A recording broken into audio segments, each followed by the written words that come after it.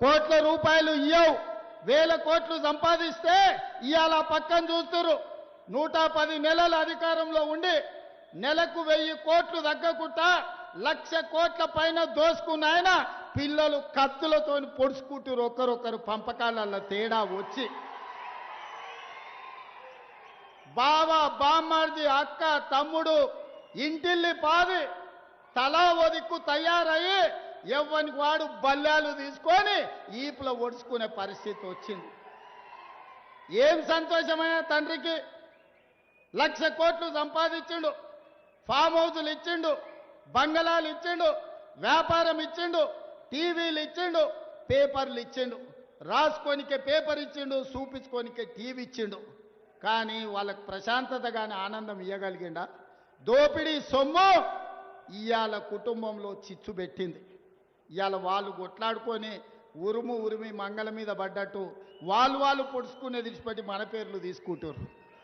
మేమేదో ఆన్లైన్ కాలు ఉన్నాం, మేమేదో ఈ లైన్ కాలు ఉన్నామని. నేను ఒక మాట చెప్పదలుచుకునే, ఎక్కువ చెప్పదలుచుకోలే. కానీ 2023 డిసెంబర్లోనే ఆ కాల నాగును మీరు కట్టెతో కొట్టి చంపారు. ఇప్పుడు ఆ సచ్చిన పావును చంపాల్సిన అవసరం నాకుందా?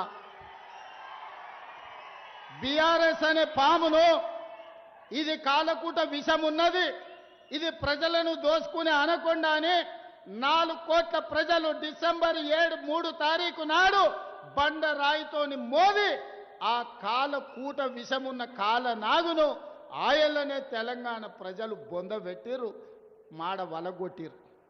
ఇక సచ్చిన పావుని ఇవాళ నేను చంపాల్సిన అవసరం ఉన్నదే?